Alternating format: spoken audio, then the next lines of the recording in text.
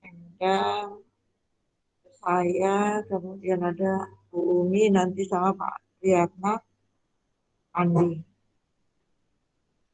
Ya, untuk karakteristik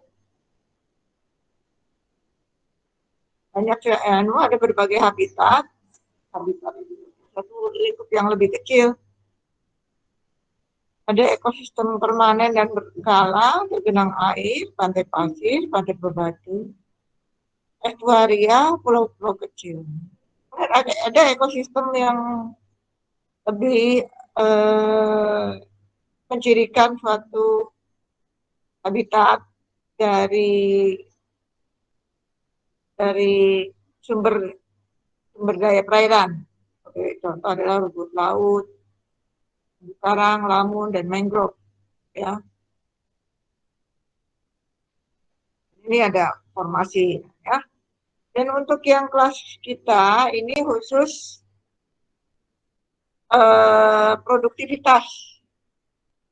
produktivitas ekosistem pesisir dan laut. Dalam hal ini sumber daya ikan dan ikan ya masuk fungsi sebagai penyangga dalam fungsi ekologis. Yang pertama ini sumber daya ikan dulu yang kita bicarakan, nanti yang kedua yang non ikannya. Nah, yang non ikannya itu minggu depan kita akan bahas. Mungkin saya akan share YouTube aja yang kedua karena sudah sampaikan. Untuk yang pertama ini sebenarnya apakah saya bisa share? Saya ingin bertanya ya. Saya ingin bertanya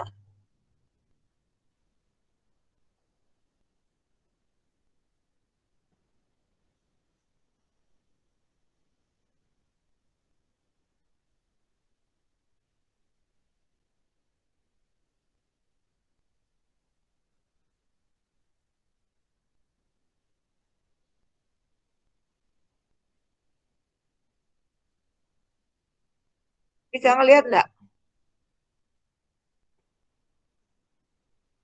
Saya melihat ini.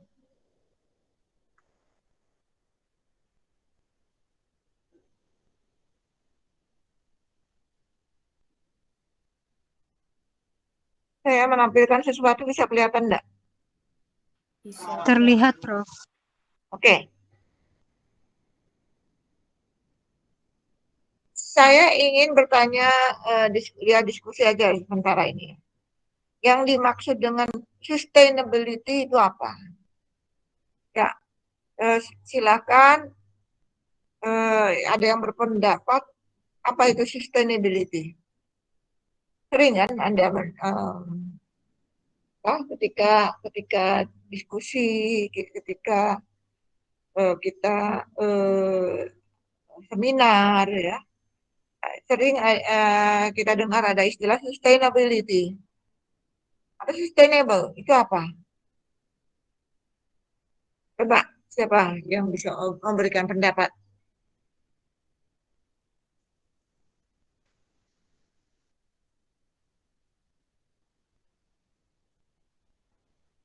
Saya tunggu.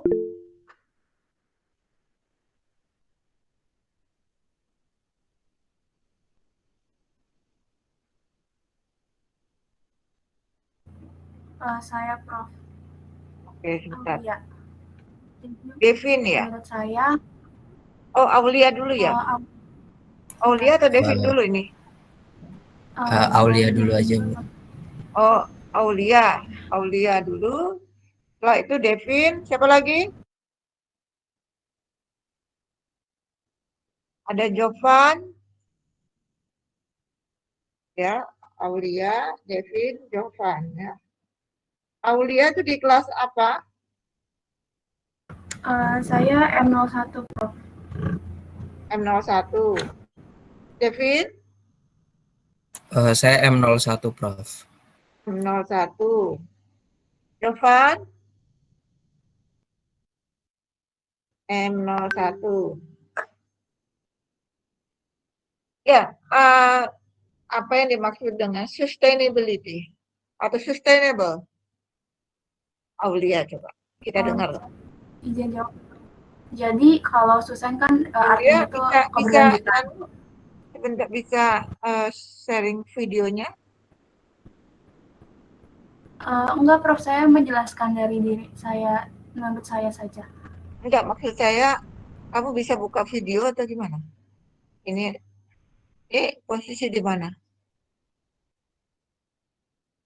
Bisa kamera Bisa. bukan video. Kameranya. Bisa, Prof. Nah, Oke. Jadi ya. menurut saya, Mana Aulia? Kamu ada di mana ini posisinya? saya ada di Malang, Prof. Gitu di kosan. Di Malang. Oh ya, oke, di Malang. Ya, Aulia, gimana Aulia? Kalau menurut saya, Susan kan artinya itu dari kata keberlanjutan. Dan ability itu dari kemampuan. Jadi di mana kita nantinya mampu menghidupi di masa depan itu dengan produktivitas ataupun keanekaragaman hayati yang tanpa batas, dan juga kita juga memiliki kemampuan untuk menghasilkan sesuatu yang baru itu nantinya gitu, Prof. Menurut saya seperti itu. Ya, itu pendapatnya Aulia ya. Oke, Aulia. Selanjutnya pendapatnya Devin. Baik Prof, kalau menurut saya hampir sama seperti yang dikatakan Aulia. Sustainability itu artinya keberlanjutan, artinya manusia mampu untuk mengelola sumber daya yang ada tanpa menyebabkan suatu kerusakan, sehingga di masa depan sumber daya itu tetap dapat tersedia dan tetap dapat lestari, Prof. Menurut saya seperti itu, Prof. Terima kasih. Terus siapa tadi, Devin ya? Tadi Devin sudah ya. Jovan.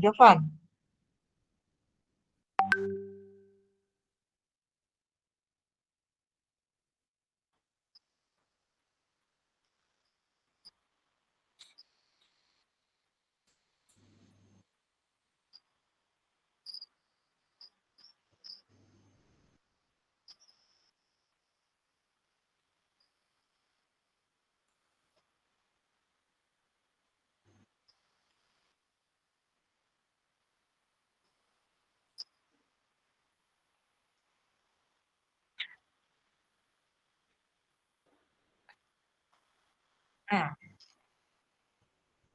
terima kasih ya. Ya, intinya kan keberlanjutan ya ini. Intinya keberlanjutan. Nah, ini fungsi keberlanjutan ini supaya bisa terlaksana, kira-kira ini harus bagaimana? Harus bagaimana? Ya, jadi apa yang perlu kita sistem apa yang harus dijalankan sehingga bisa tercipta keberlanjutan. Nah, apa kira-kira dari sektor apa, dari aspek bagaimana bisa sustainability itu bisa tercapai atau terlaksana. Ini kira-kira bagaimana? Ada yang bisa berpendapat?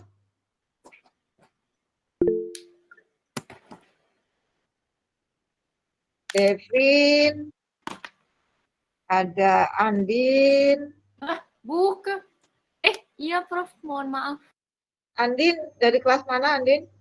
Saya M01 Prof. M01. Ini iya. M02-nya kok nggak ada sih. Aditya dari? M02, Prof. Baru muncul M02.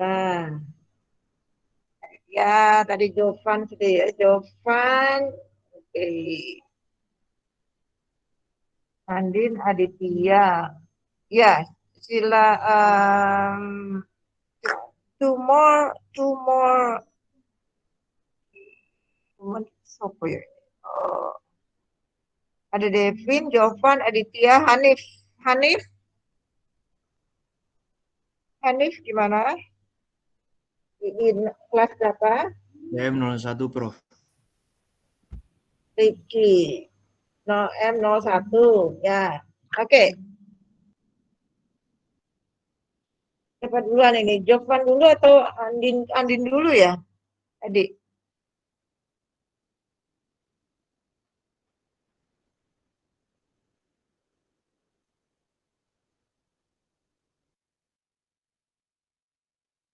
Ya, boleh.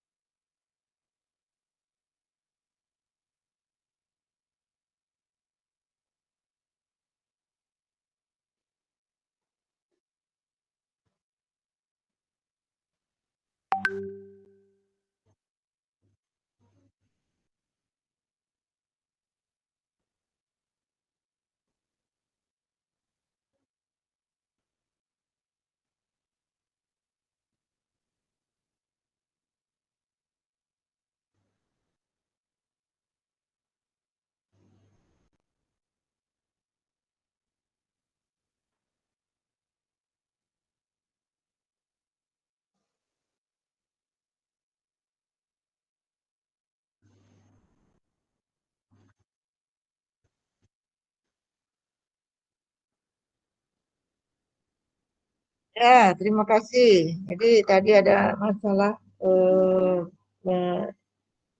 eksploitasi ya, eksploitasi lingkungan ya, termasuk kaitannya dengan pengembangan hutan, reboisasi, pengambilan ikan ya. Selanjutnya siapa? Andin ya, Andin ya. Iya, baik Prof. Kalau menurut saya yang dapat kita lakukan untuk mencapai sustainability itu, sistem yang dapat kita lakukan itu contohnya seperti untuk bahan bakar ya Prof. Misalnya kita seperti yang bisa menyebabkan kayak efek rumah kaca itu kan salah satunya limbah industri, pencemaran seperti pencemaran dari limbah industri pabrik yang nantinya akan berakibat pada pencemaran udara. Lalu hal itu yang harus kita pikirkan untuk pemanfaatan sumber daya apa yang bisa digantikan gitu. Jadi bisa lebih efeknya jangka panjang dan tidak merugikan environment secara keseluruhan gitu, Prof. Ya, terima kasih Andin. Selanjutnya Aditya. Baik, Prof izin menjawab. Berdasarkan dari pengertiannya kan sustainability ini sistem berkelanjutan di mana sistem ini memanfaatkan suatu sumber daya yang mana sumber daya itu dimanfaatkan secara maksimal tanpa harus merusak ekologi atau keseimbangan dari ekosistem sumber daya tersebut. Di mana seperti contohnya pada saat penggunaan plastik. Mungkin banyak dari masyarakat kayak sering membuang plastik entah itu di daratan maupun di lautan, di mana pembuangan plastik tersebut dapat dimanfaatkan menjadi barang-barang entah kerajinan tangan atau macam yang lainnya yang dapat meminimalisir kerusakan di daratan maupun di lautan. Terus juga pada bidang industri, limbah-limbah dari pabrik yang dibuang langsung ke badan perairan, di mana limbah tersebut dapat diolah terlebih dahulu atau dibuatkan seperti waduk khusus untuk pembuangan limbah agar limbah tersebut tidak mencemari perairan dan perairan yang akan digunakan tetap bisa bermanfaat secara maksimal baik oleh manusia maupun dari ekosistem perairan tersebut. Oke, Aditya. Terima kasih. Jadi intinya reuse ya, menggunakan kembali apa yang sudah dibuang ya itu plastik, ya, kemudian limbah pabrik. Oke, selanjutnya Hanif, Hanif Rizky. Oke, terima kasih Prof atas kesempatannya. Nah, menurut saya sistem yang perlu dilakukan agar terjadi sustainability yaitu perlu kerjasama Prof antara elemen seperti lingkungan atau people dan place atau seperti manusia dengan sosial ekonomi. Sebagai contoh misal antara lingkungan dengan manusia yaitu seperti manusia melakukan penanaman kembali hutan yang gundul atau melakukan penanaman hutan kota agar sustainability-nya itu tujuannya dapat yaitu mampu menghidupi keanekaragaman hayati dan produktivitas tanpa batas. Jadi intinya sistem yang diperlukan yaitu kerjasama antara elemen-elemen seperti lingkungan, sosial ekonomi, maupun manusia, Prof. Sehingga terjadinya sustainability atau keberlanjutan. Itu, Prof. Terima kasih. Oke, makasih Hanif. Yang belum siapa tadi ya? Devin ya, Devin belum ya. Ya kan?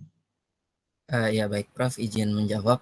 Menurut saya untuk mencapai sustainability atau keberlanjutan itu kita harus memikirkan aspek konservasinya dan juga aspek alternatifnya. Misalkan kalau misalkan kita berbicara mengenai fisheries productivity atau sumber daya perikanan, kita harus memikirkan bagaimana sih kita bisa menyuplai kebutuhan ikan untuk 50 tahun mendatang. Makanya kita harus memikirkan alternatifnya yaitu budidaya. Kalau misalkan kita 100% mengandalkan demand atau pasokan ikan dari alam liar, pasti 50 tahun mendatang itu manusia sudah tidak bisa lagi menyuplai demand yang ada. Sedangkan kalau misalkan kita memikirkan aspek konservasinya dan juga aspek alternatifnya, contohnya budidaya, itu dapat menyokong sustainability dan juga bisa mencapai suatu keberlanjutan pasokan di mana untuk beberapa tahun ke depan itu pasokannya bisa terus aman dan juga ekosistem tetap terjaga, Prof. Terima kasih, Prof. Iya, ya, ya.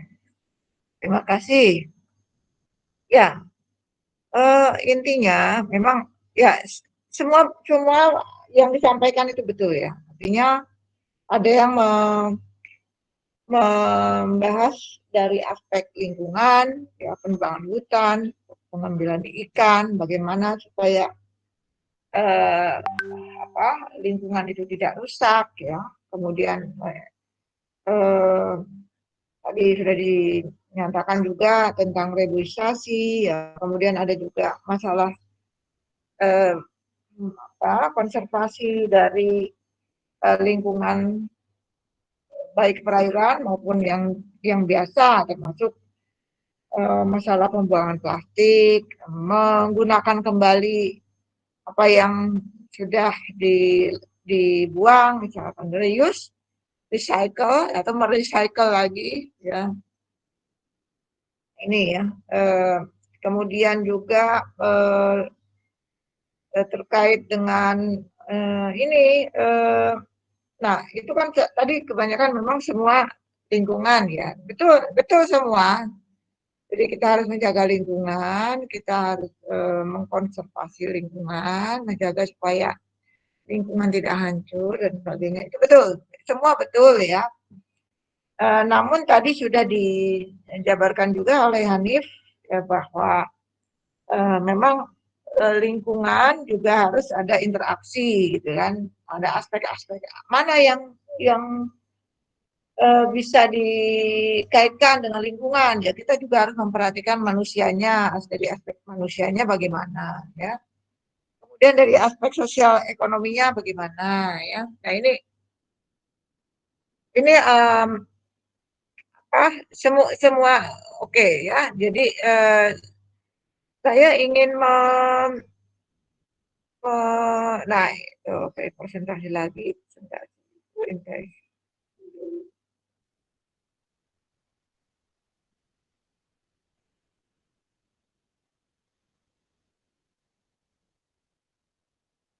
Oke, bisa kelihatan ya. Nah, ini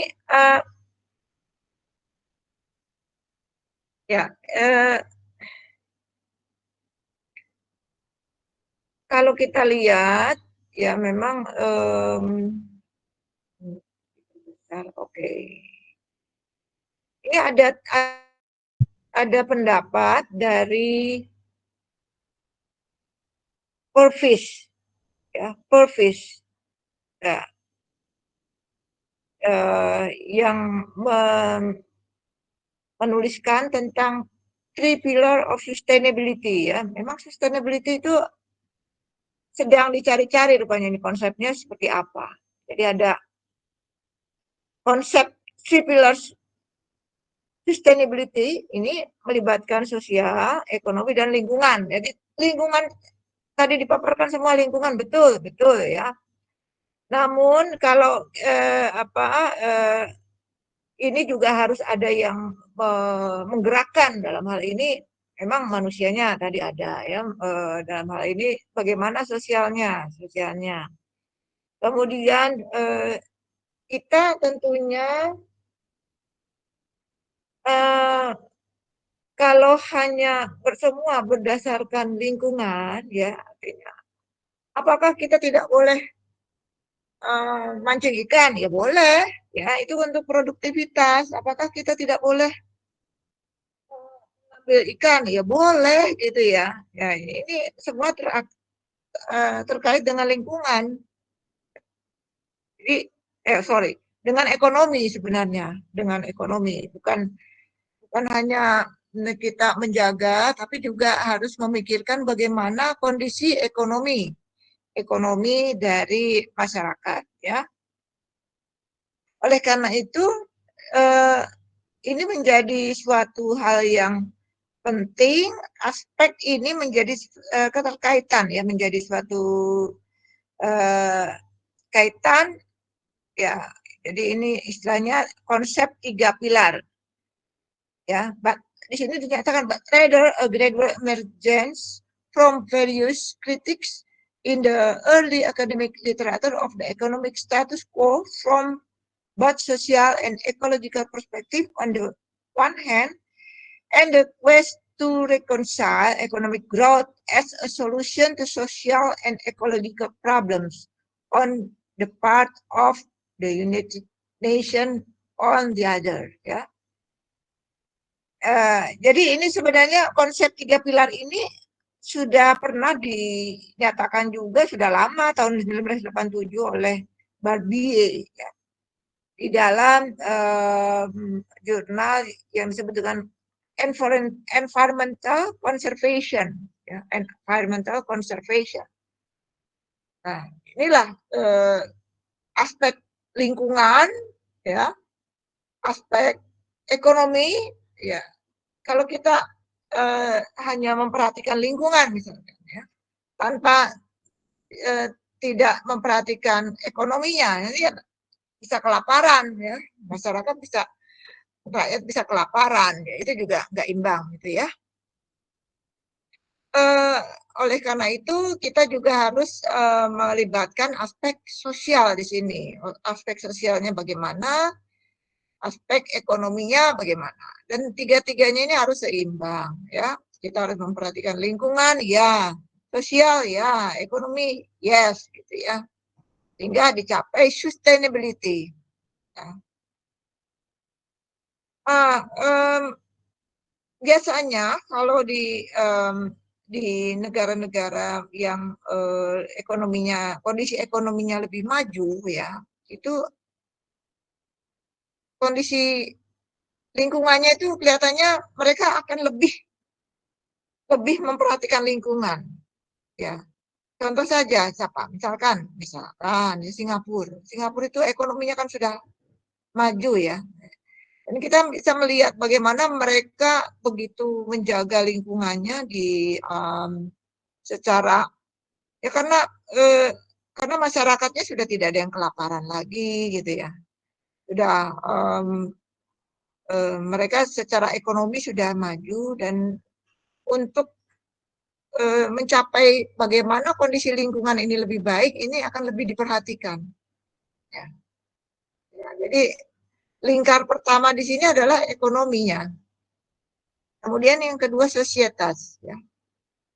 Sosietas, ya, termasuk bagaimana manusia, kondisi sosialnya, ya, baru yang di sini bisa masuk ke aspek lingkungan.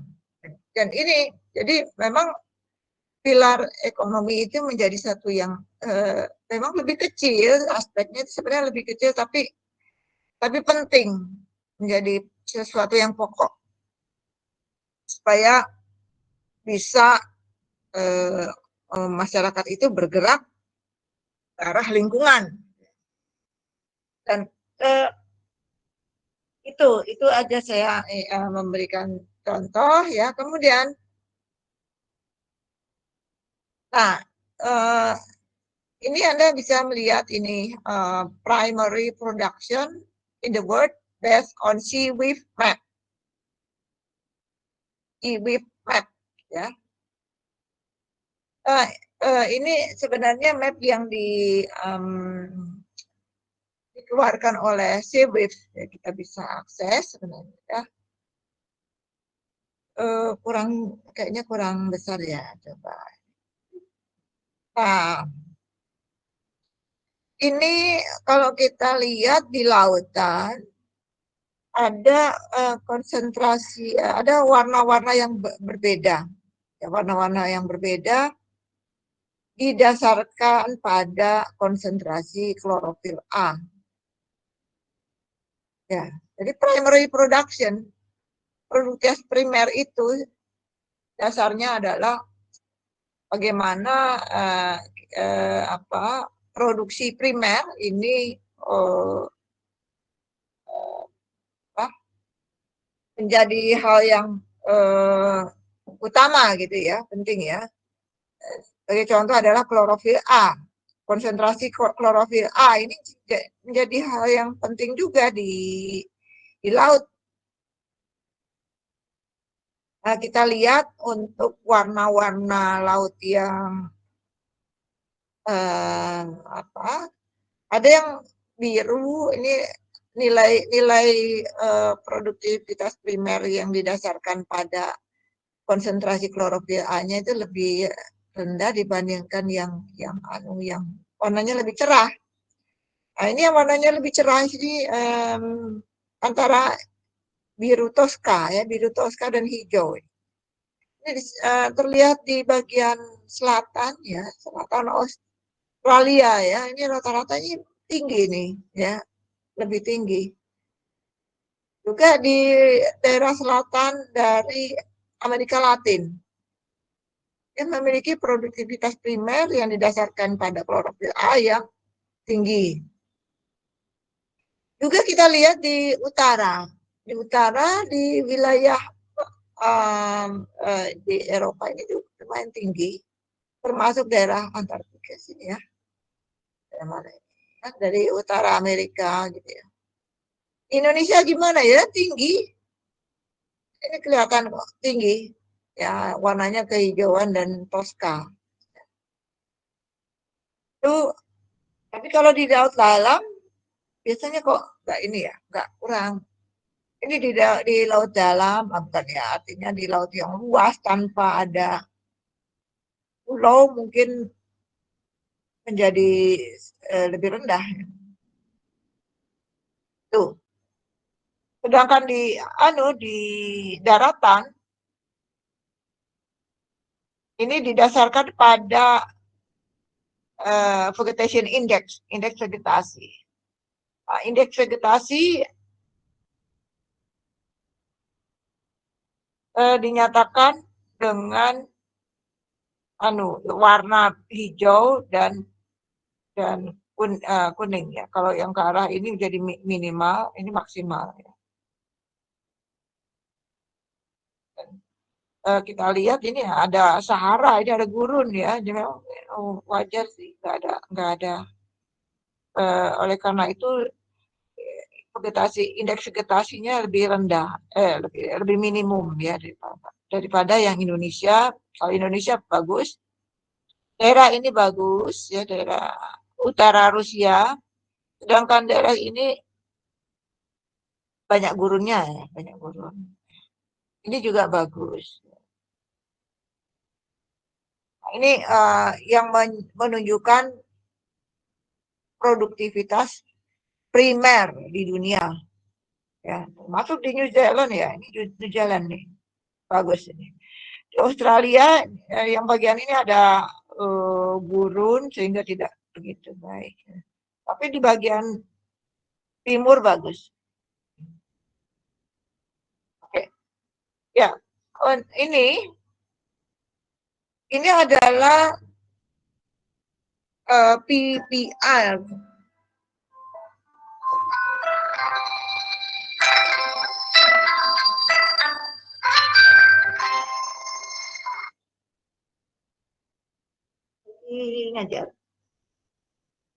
Lagi ngajar. PKD sudah beres. Hah? Surat tugas. Lagi masukkan surat tugas dulu. Ya hari ini terakhir katanya. Ya lagi dikerjakan.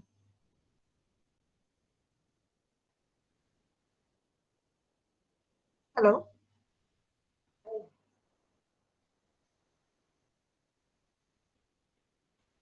Ya,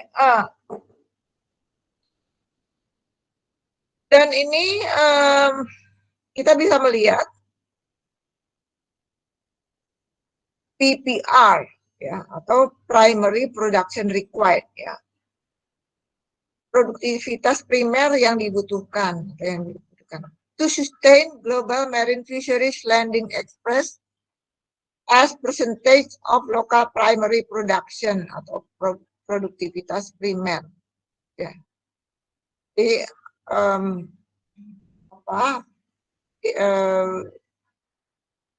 kita lihat yang tahun 1950 dan 2005 ini ya.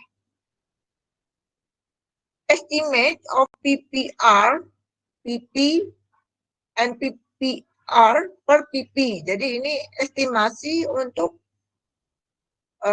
primary production required atau PPR yang dibutuhkan. Kemudian produktif primer dan PPR per PP ya. Yang dihitung per 0,5 derajat latitude longitude ocean cell. Nah, PPR estimate based on ini diambil dari Sea Around Us ya. Sea Around Us org ya. CATS database and PP produktivitas primer estimates derived from SeaWift Global Ocean Color Satellite Data. Ini dasarnya itu diambil dari data satelit ocean color ya. The map represents total annual landing for 1950 dan ini 1950 dan 2005 bottom. Note that PP estimate are static and derived from the synoptic observation for 1998. Nah, ini diambil dari Schwartz yang menuliskan di +1 the special expansion and ecological footprint of fisheries. Jadi, ada perubahan dari 1950 dengan 2005 bahwa PPR itu ada peningkatan ya. Peningkatan artinya PPR itu adalah kebutuhan produktivitas primer. Ya, kebutuhan itu meningkat. Jadi bukan produktivitas primernya, tapi kebutuhan produktivitas primer. Ya, kita lihat ada peningkatannya itu yang awalnya itu 1950 itu banyak berada di daerah Nordik ya, daerah Eropa dan Amerika, Kanada bagian utara. Dan juga daerah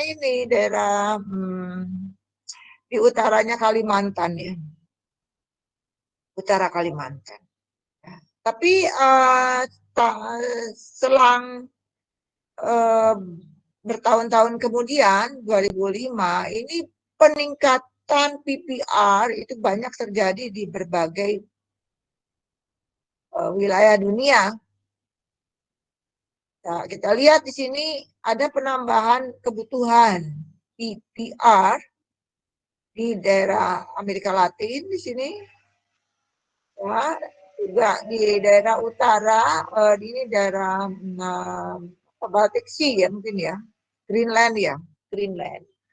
Kemudian di sini dan juga di Asia, nah, di Asia ini, termasuk di Indonesia, masuk di Jepang dan di daratan Cina ini ada peningkatan kebutuhan.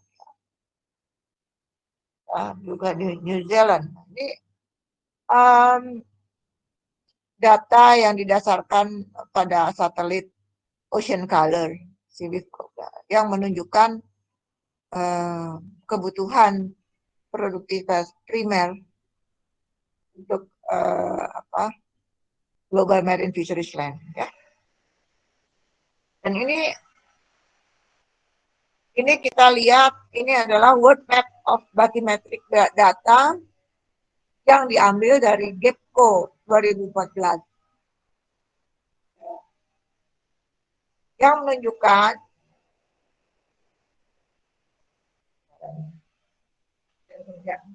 menunjukkan bahwa highlight in light green are the continental shelf, home to the most productive fishing area in the world. Jadi yang warnanya lebih cerah ya, seperti ini, yang lebih muda, ini menunjukkan the most productive fishing area in the world. Ya, area yang paling produktif untuk fishing area, untuk pengambilan ikan, ya. Aktif sekali. Ya. Large area have been destroyed by having heavy bottom trawl repeatedly drag over them. Ya. Dan sebenarnya most produktif ini ditandai ya di sini termasuk Indonesia di daerah Sumatera, Kalimantan ini ya, utara Jawa, yang most productive fishing area, masuk di Thailand dan jajaran Thailand, kemudian di sini Cina, di perairan Cina, ya. Ini juga di utara ya, termasuk di sini di Eropa dan juga di Amerika Latin bagian timur, selatan, produktif sekali. Jadi banyak sekali fishing area yang jadi mungkin di sini ada kaitannya yang tadi PPR yang di sini itu karena ada kaitannya dengan the most productive fishing area. Ya, jadi wilayah-wilayah yang sangat produktif untuk pemancingan ikan ya, artinya penangkapan ikan lah, ya. Fishing area istilahnya. Jadi oleh karena itu kenapa kok peta yang tadi PPR primary production required itu menjadi meningkat karena ada korelasinya dengan aktivitas manusia juga. Aktivitas manusia yang melakukan eksploitasi perikanan. Ya. Ini hubungannya juga dengan apa namanya tadi ya, masalah ekonomi ya, masalah ekonomi, sosial ya. Oleh karena itu memang kita tidak bisa meminggirkan ya masalah sosial dan masalah ekonomi. Ya.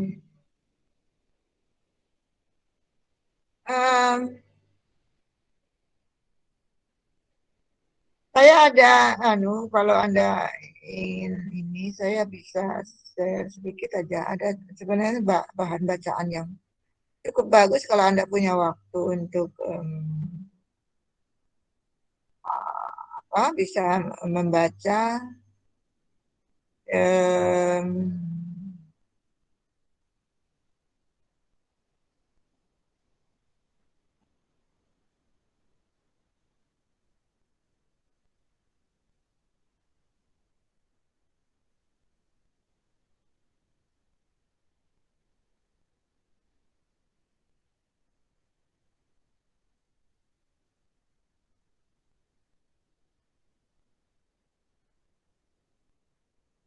Ini sudah kelihatan belum? Sudah kelihatan belum? Belum, Prof. Ya? Belum, Prof. Belum ya?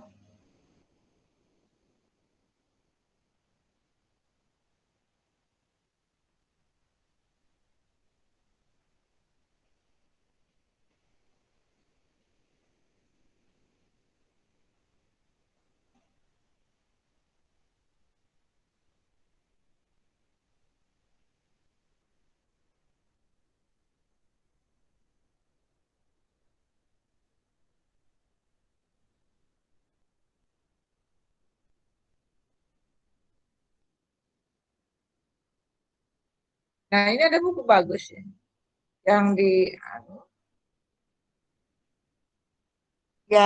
diterbitkan oleh FAO ya.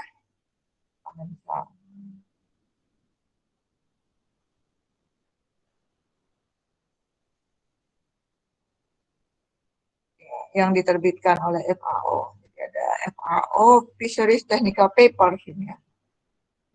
Itu terkait dengan the ecosystem approach to fisheries, ya, isu, terminologi, prinsipal, ya. Ini banyak sekali yang termasuk semua ini institutional foundation, implementation and outlook. Kita lihat ya isinya ya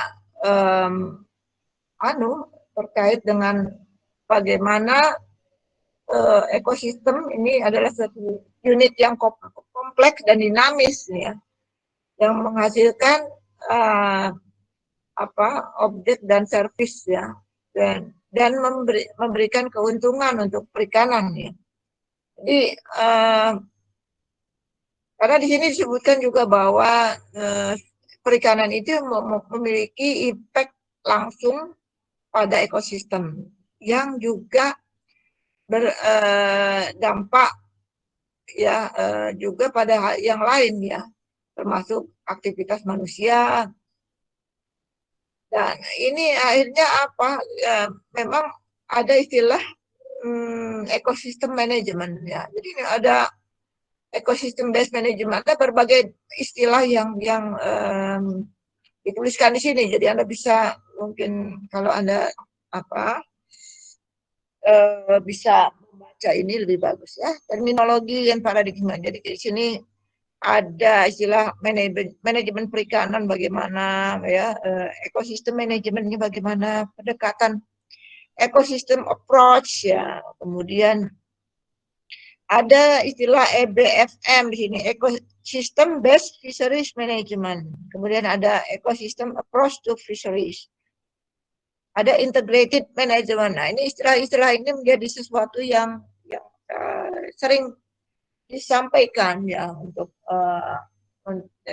di Kementerian Perikanan dan Kelautan dan ini terkait dengan terminologi dan paradigmanya. Ada paradigma perikanan, manajemen perikanan.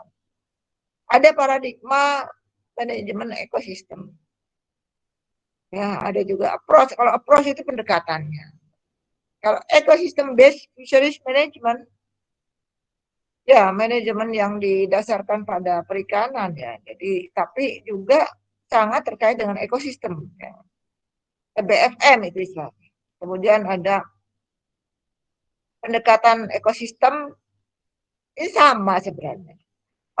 Ekosistem approach to fisheries sama dengan ekosistem manajemen ini campuran sebenarnya dari ekosistem manajemen dan fisheries management. Jadi tapi ini tujuannya untuk perikanan ya. Ya, tujuannya untuk perikanan dengan menggunakan pendekatan ekosistem. Ini atau EAF.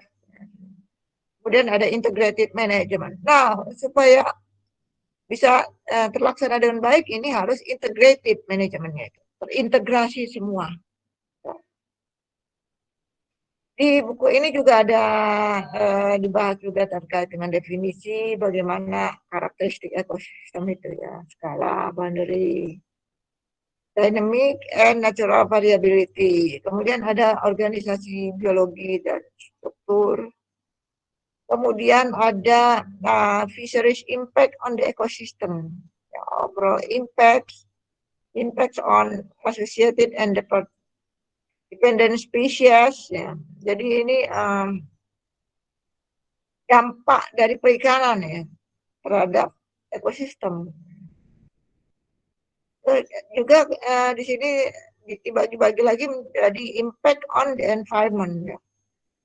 Kemudian selectivity by catch and discard. Ini istilah-istilah yang sering dipaparkan juga. Kemudian gear loss, ghost fishing. Ya. Ini istilah di dalam perikanan. Kemudian ada fisheries versus other impacts.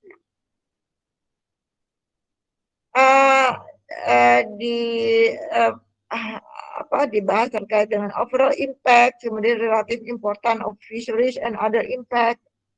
The Black Sea example, ada impact on diadromous fish. Ini lebih impact secara langsung pada aspek ikan dan perikanan. Maksud sini diadromus. Ya, ada kompetisi antara manusia dan hewan. Ya, kemudian ada implikasi alokasi. Dan ini kemudian dilanjutkan dengan institutional foundation. Ya. Dan termasuk institutional foundation itu seperti Dinas Perikanan kalau di kita ya. Kemudian ada Kementerian Kelautan dan Perikanan. Itu bisa universitas. Ya. Itu fondasi ini menjadi sesuatu yang penting juga di dalam manajemen perikanan. Ecosystem approach to fisheries. Perikanan yang didasarkan pada ekosistem. Intinya gitu. Nah, kemudian ada code of conduct-nya.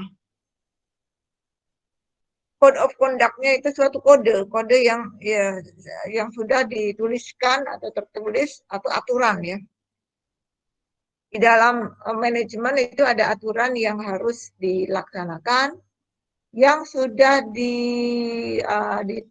dibuat oleh institusi tersebut ya. Termasuk FAO di sini. FAO. Ya. Bagaimana relevansinya? Relevansinya itu ada dengan kaitannya dengan respect for the ecosystem, ada account of the ecosystem, ada biodiversity and endangered species. Ini terbagi-bagi, masing-masing ini memiliki code of conduct-nya sendiri. Ya. Ada aturan, bagaimana aturannya untuk endangered species, kemudian biodiversity, kemudian terkait dengan spesies interdependent, kemudian impact umum dari perikanan, kemudian ada kaitannya dengan produktivitas, bycatch, ghost fishing, discharge and waste, impact from other activity, improve governance. Ini mungkin ini tidak kalau ini kan ini mata kuliah sendiri nih Dek ya. Untuk peraturan atau code of conduct itu menjadi satu mata kuliah sendiri, nggak perlu dipelajari. Kita ini bukan mata kuliah kita. Kemudian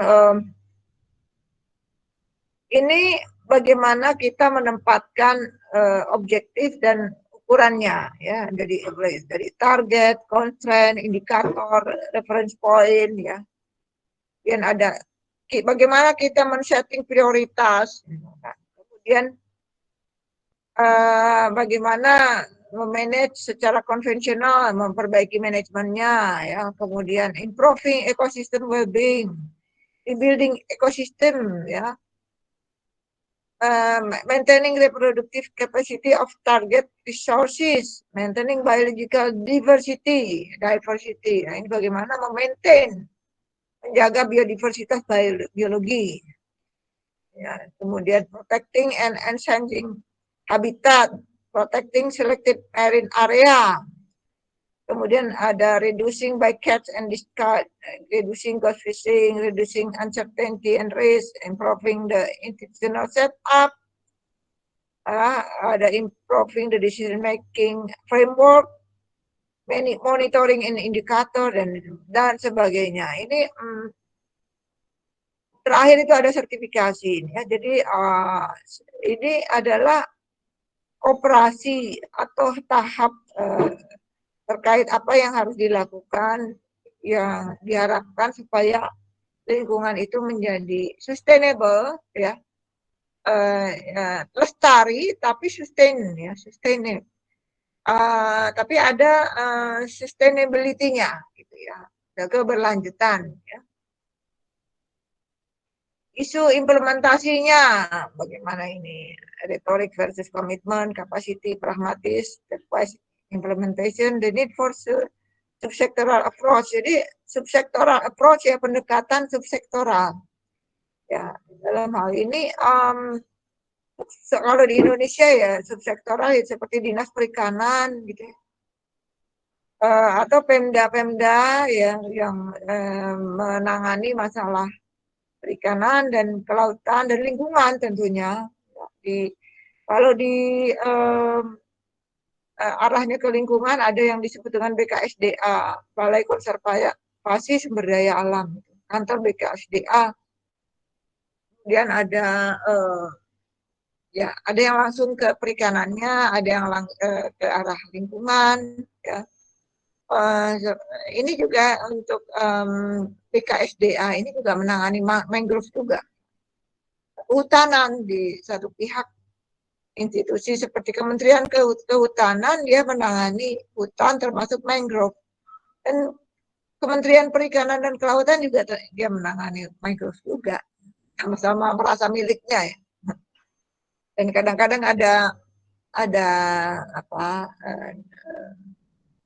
double ini job yang tumpang tindih juga ini, ya tidak bisa dipungkiri. Kemudian peranan dari NGO ini penting, ya. NGO itu apa? Misalkan ya NGO itu lembaga swadaya masyarakat, LSM. LSM yang menangani lingkungan, ya, banyak sekali. Itu kalau institusi tanpa ada LSM juga tidak bisa jalan. Jadi semua harus terintegrasi. Ya, kita lihat misalkan di sini, ya. Oke. Langsung sini nih. Ini adalah comparison, ya, perbandingan antara perikanan dan pengelolaan ekosistem, ya. Bagaimana manajemen kalau mau duduk sini silakan, ya.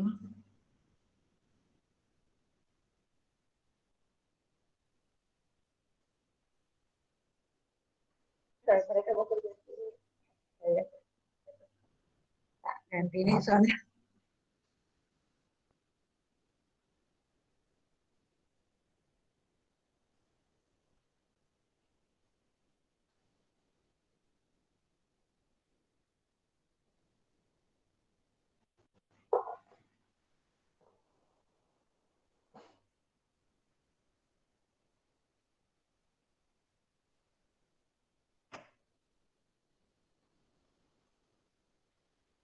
Ya, jadi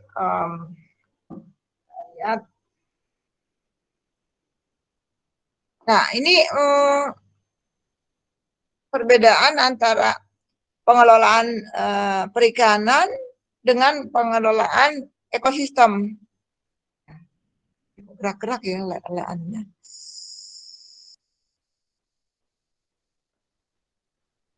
Kalau kalau perikanan, kalau pengelolaan perikanan ini didasarkan pada sektor base. Kalau kalau manajemen ekosistem itu didasarkan pada area base. Ada sifatnya holistik. Ya, fokusnya itu pada habitat dan integritas ekosistem.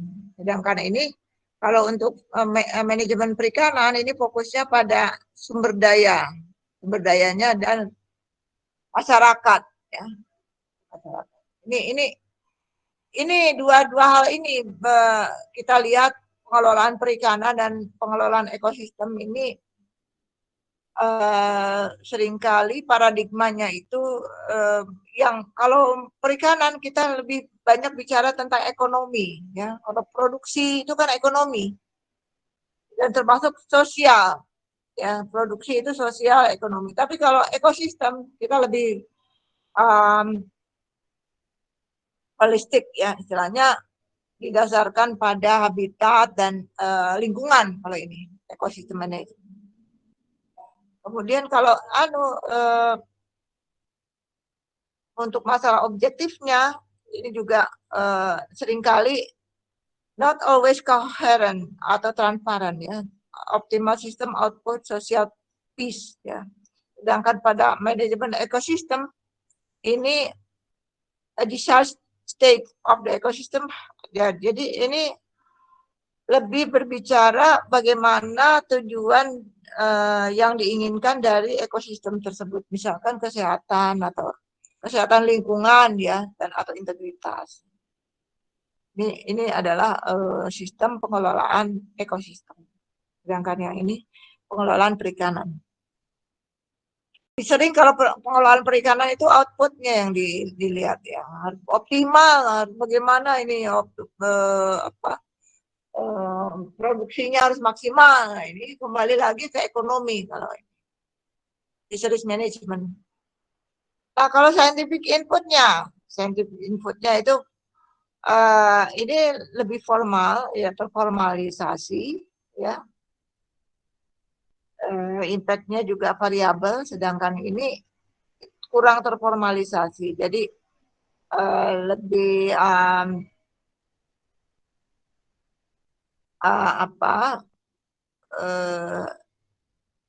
ya lebih terformalisasi untuk yang fisheries management-nya.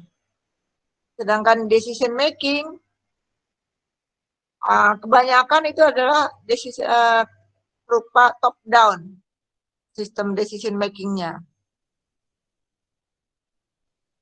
Strongly influenced by industry lobbying, growing role of environmental NGO. Ya. Kalau manajemen ekosistem ini sangat bervariasi, ya. Variabilitasnya tinggi. Kadang-kadang more participative, ya. Strongly influenced by environmental lobby. Sama-sama. Kalau ini lobbynya lebih banyak pada industri, perusahaan perikanan, itu lobbynya seperti itu. Tapi kalau ini strongly influenced by environmental lobby, ya, jadi lingkungan, ya, yang langsung mungkin aspek NGO juga tinggi di sini sebenarnya, ya. Sedangkan ini meningkat, ya. Awalnya ini NGO kurang, growing role of environmental NGO. Kemudian media, peranan medianya bagaimana? Terbatas. Tapi peranan media itu meningkat, ya, bertambah tergantung dari bagaimana krisis perikanannya ini. Bagaimana krisis. Kalau ada kasus ini peranan media dia biasanya lebih berperan. Kalau manajemen ekosistem ini stronger use of the media ini cukup terwakili, ya, untuk masalah media di sini di ekosistem manajemen. Kalau fisheries management, peranan dari FAO ini sangat sentral, ya. Kalau ini lebih banyak diurusi, kalau ekosistem manajemen itu lebih banyak diurusi oleh UNEP, sama-sama United Nation, ya, sama-sama organisasi di bawah United Nation, tapi beda struktur. Yang satu diurus oleh FAO, kalau arah ekosistem lebih banyak diurus oleh UNEP, ya, United Nation Environment Program, itu UNEP, and the Regional Sea Convention. Ini aturan, ya, Regional Sea Convention itu berisi aturan-aturan dan hukum dan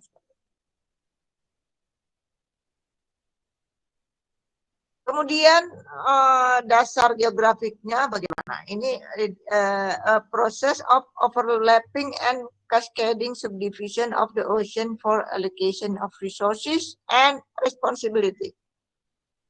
Sedangkan ini progresif kalau yang manajemen ekosistem itu. Ini lebih progressive consideration of larger scale ecosystem for more comprehensive management. Jadi lebih komprehensif manajemennya. Jadi dimulai pada spesifik area ke arah entire coastal zone, ya, atau large marine ecosystem atau LMA.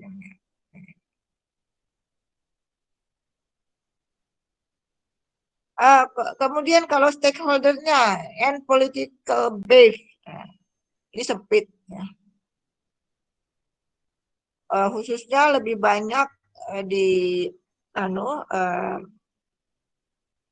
lebih banyak pada aspek stakeholder dari perikanan saja. Sedangkan untuk yang ekosistem management ini lebih luas. Lebih society wide, ya, lebih lebar juga secara society. Often with support from recreational and small scale fishery. Ya. Ini arah mendatangnya itu ada support juga dari untuk wilayah-wilayah atau aspek-aspek rekreasi atau wisata, ya, ada hubungannya dengan wisata dan juga small scale fishery. Global instrumennya ini adalah Law of the Sea Convention tahun 1982. Ini adalah instrumen yang digunakan untuk mengatur atau mengelola perikanan. Atau di sini UN Fish Stock Agreement and FAO Code of Conduct. Jadi kebanyakan sektor perikanan itu terkait dengan penangkapan ikan itu untuk instrumennya ada di bawah FAO Code of Conduct, ya. Jadi di situ kalau Anda ingin melihat bagaimana sih peraturannya, lihatlah di FAO Code of Conduct. Ada juga di Law of the Sea Convention, ya, hukum konvensi laut yang sudah lama, tahun 1982, dan juga ada United Nations Fish Stock Agreement.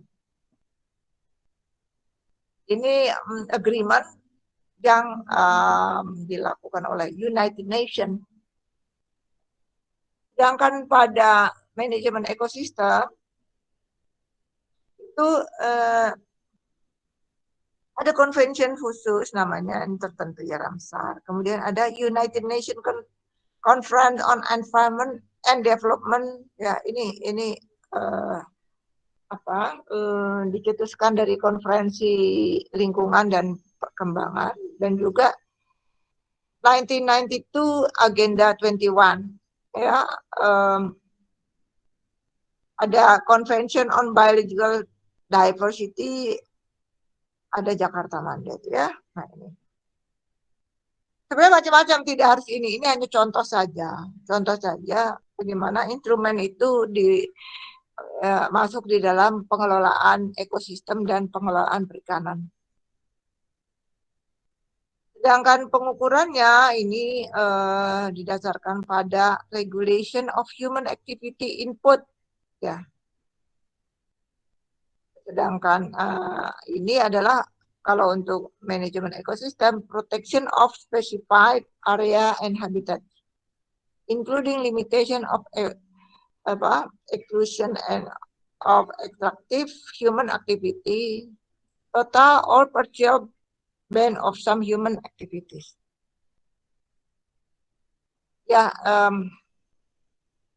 jadi memang untuk pengelolaan perikanan dan ekosistem ini ada hal-hal yang ada yang sama, ada yang berbeda, ya. Ada yang sama, ada yang berbeda.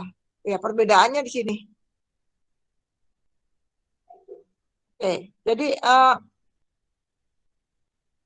itu yang apa yang bisa saya sampaikan, ya. Anda bisa, silakan Anda belajar untuk ini. Untuk minggu depan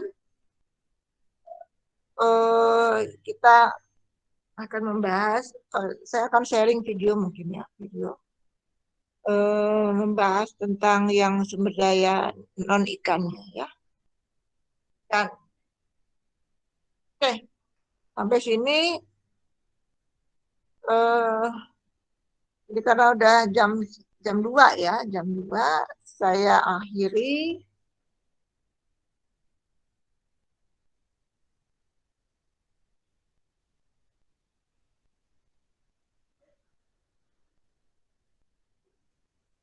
Dan untuk send dulu kalau nggak lupa ini.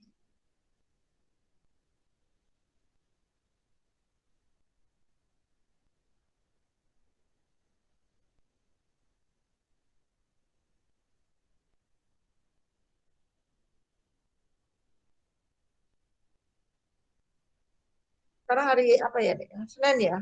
Senin. Nggak ada sih. Nggak ada ini. Di absensi nggak ada, Dek. Gimana saya bisa absen?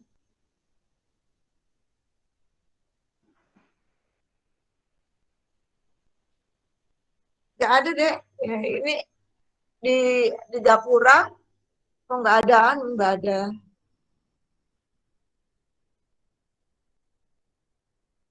Saya nggak bisa absen ini. Gimana caranya supaya bisa absen?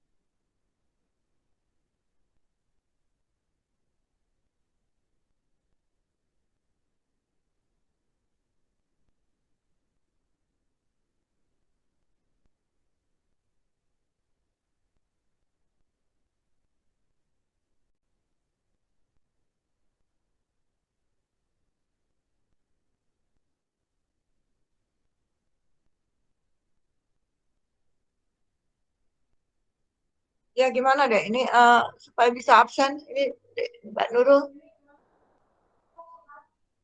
ekologi apa nama nama mata kuliahnya apa ini? Ekologi perairan apa ini namanya? Pesisir,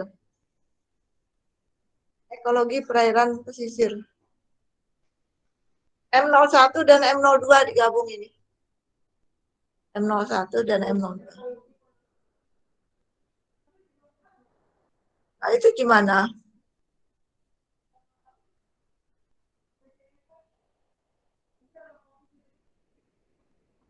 Kak Musa mungkin. Iya.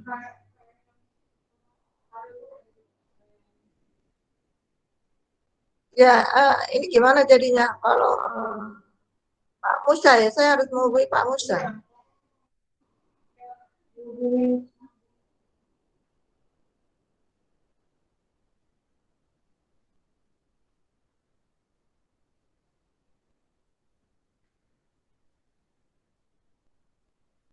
Pak Boni ya, langsung aja ya.